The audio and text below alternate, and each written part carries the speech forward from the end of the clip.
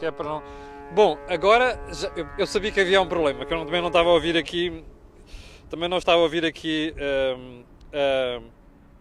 o som no meu teste. Bem, parece que desta vez está tudo bem. Certo? Fernanda Gonçalves diz que aponta a polegar para cima, portanto, vamos lá a isto.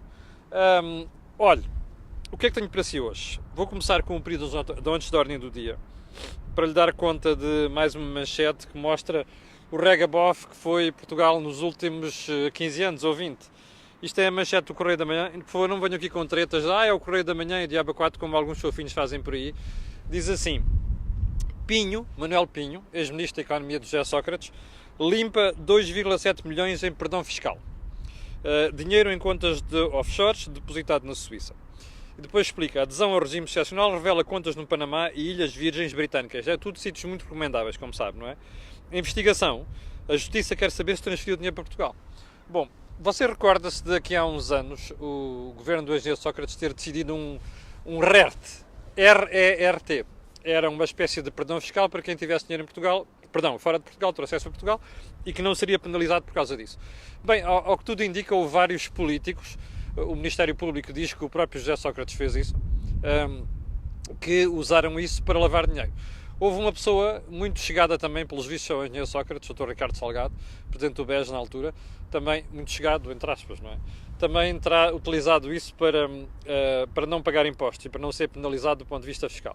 Como você vê, isto é gente tudo muito recomendável, não é? Nós tivemos gente muito recomendável à frente dos destinos do país, tanto politicamente como empresarialmente, nos últimos 20 anos. Bom, o mínimo que se pode dizer disto é, se confirmar toda esta marmelada, não só o caso de Manuel Pinho, como José Sócrates e toda aquela gente que parece ter feito aquilo, isto, além de ser uma vergonha, ficamos todos à espera que a Justiça atue em conformidade, não é? Porque isto foram muitos desmandos em muito pouco tempo, que tiveram consequências muito graves para o país e para as contas do país, para ficarem impunes. Digo eu. Bom, agenda 2. Havia aqui mais uma coisa para falar no período de ordem do dia, que tem a ver com a visita do presidente chinês, mas como sabe eu já falei muito sobre o assunto ontem e vou ficar à espera do resultado de quando terminar a visita para fazer um comentário mais global. Em todo caso, como já percebeu, está toda a gente atrás do presidente chinês.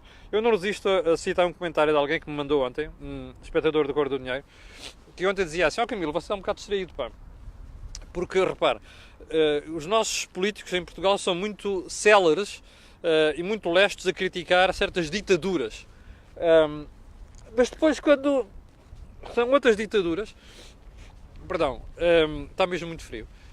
Quando são outras ditaduras, isto foi uma referência à China, claro, parece que o Sr. Xi Jinping garantiu que vai ficar lá eternamente, já não há limite para ele permanecer à frente do Partido Comunista Chinês e também à frente do governo chinês. Mas dizia a pessoa assim: bom, depois quando se trata de outras ditaduras, o pessoal esquece que são ditaduras e lida com eles como se fossem democratas. Mas enfim, eu guardarei um comentário final para depois da visita do Sr. Presidente Chinês a Portugal. Bem, primeiro ponto da agenda. O Parlamento terá pago para aí uns 3 milhões de euros, ou um pouco mais do que isso, em viagens relativas aos deputados das ilhas, Açores e Madeira. Isto não sou eu que digo, isto são dúvidas levantadas pelo Tribunal de Contas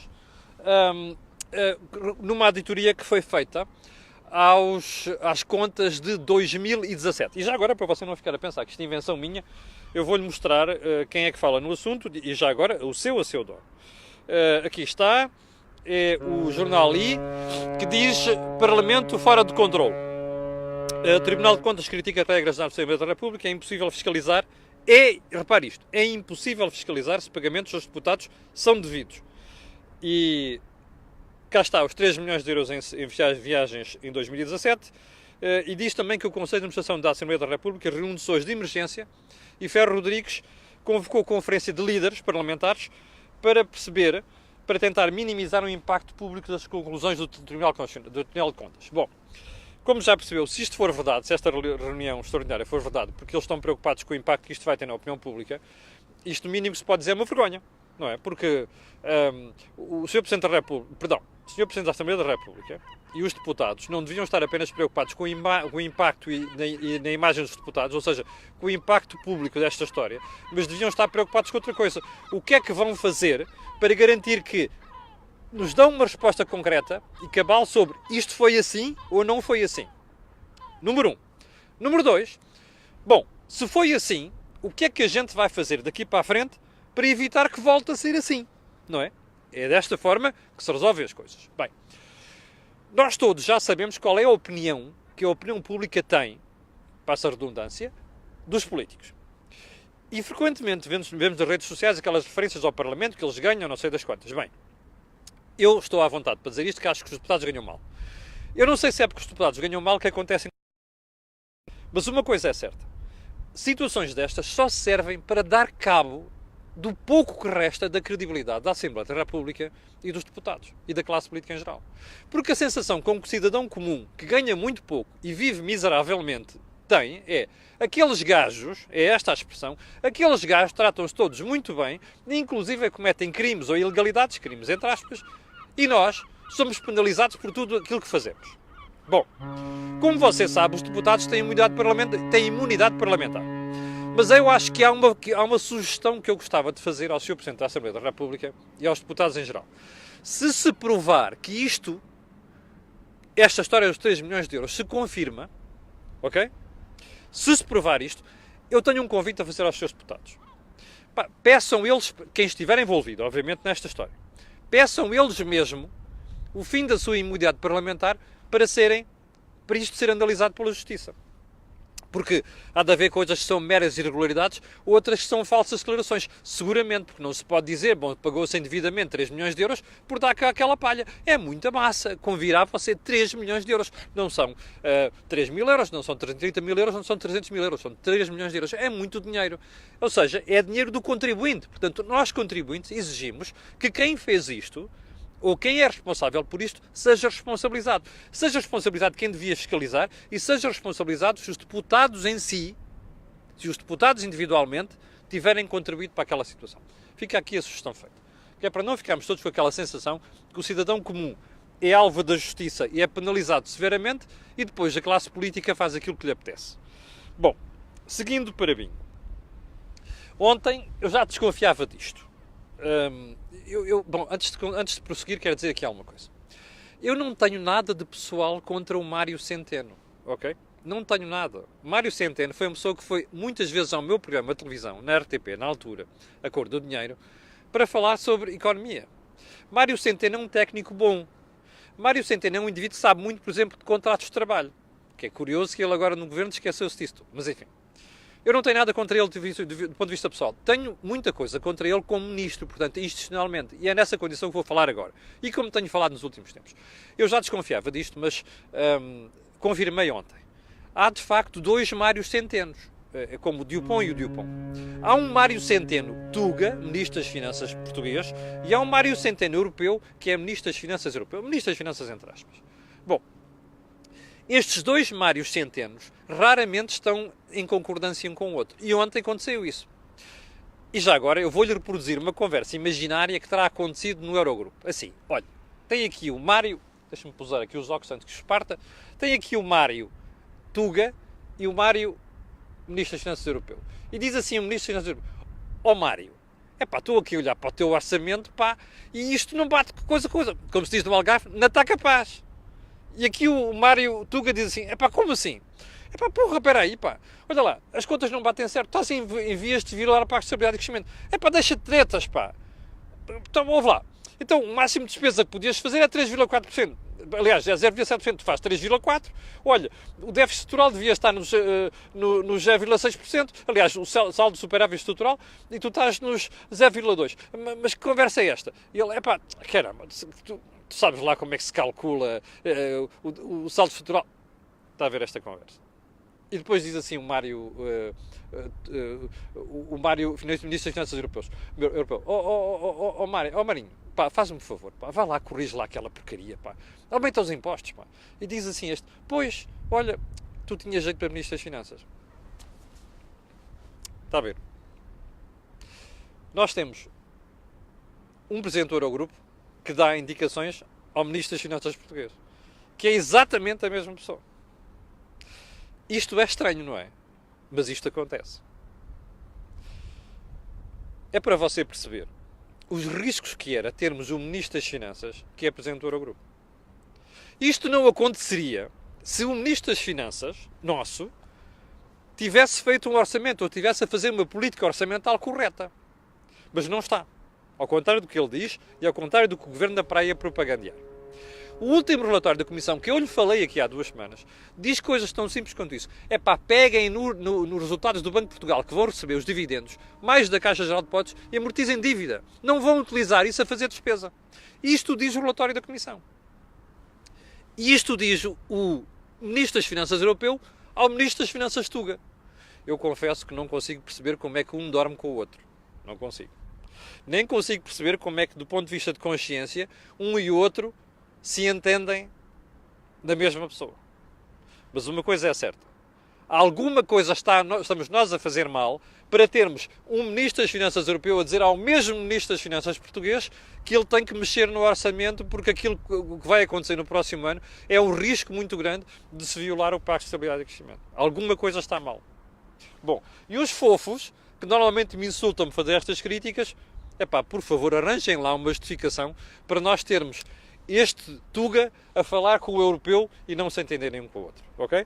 Veja lá se arranja uma explicação para isso, eu não encontro.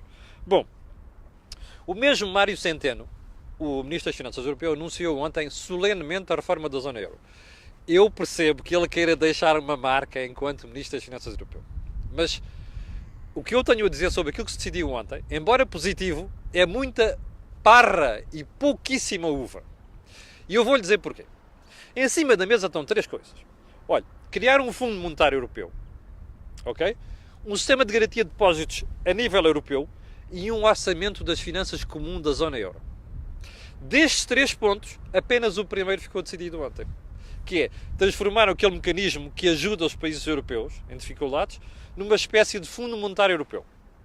E mais, até se fez uma coisa muito interessante ontem. E este aspecto é que é de Mário Centeno e eu quero deixá-lo aqui. Que é, aquele mecanismo já não serve só para países em dificuldades, mas imagine, de hoje para amanhã um problema qualquer sísmico e há um país da Europa muito afetado por isso.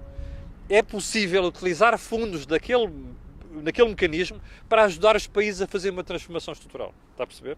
Eu espero é que isto seja sujeito a uma estrita condicionalidade, que é para não haver espertezas a lá Portugal, a lá Grécia e a lá Itália.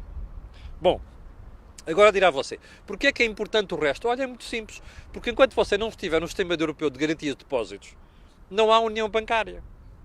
A união bancária é fundamental para completar a arquitetura da zona euro. Assim como a história do orçamento das finanças comum. Como você sabe, é uma das defesas como cidadão minhas há muitos anos. Eu não acredito num euro sem haver um orçamento comum. Não é possível.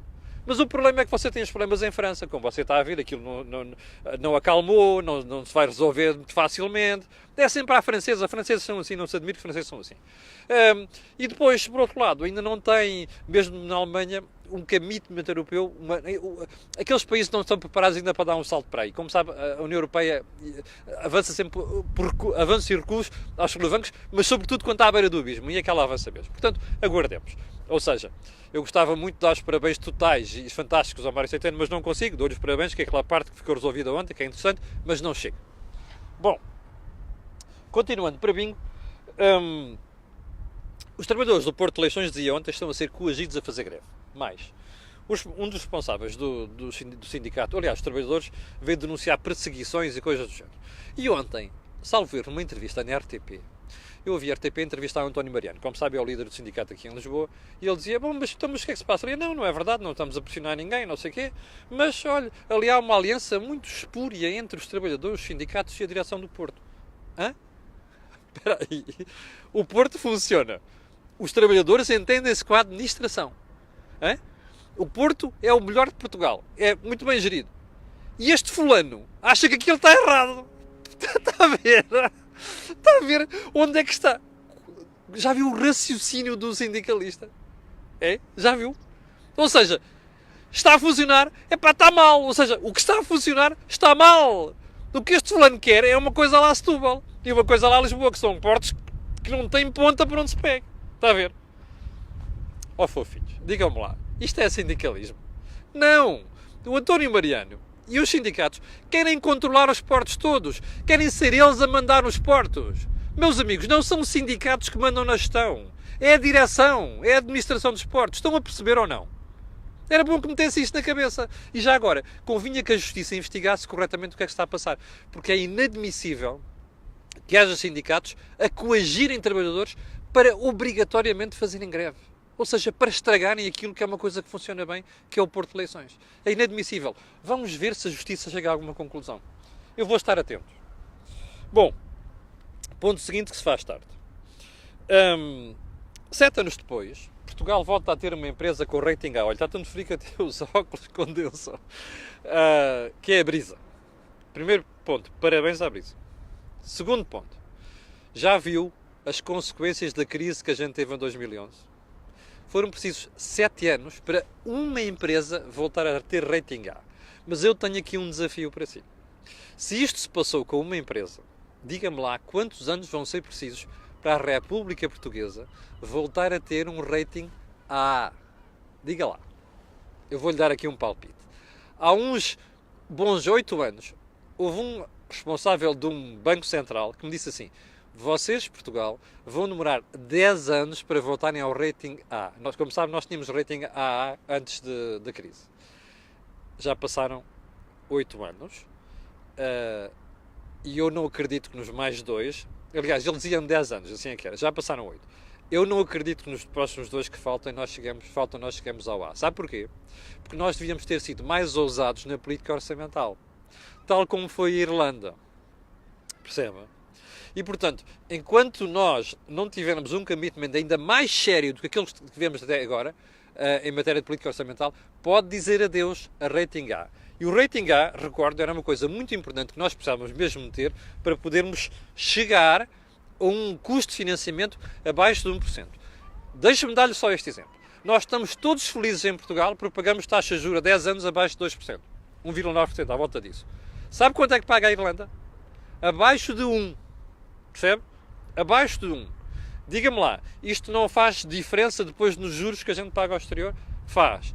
A malta está distraída, não está nada preocupada com isso. É uma pena.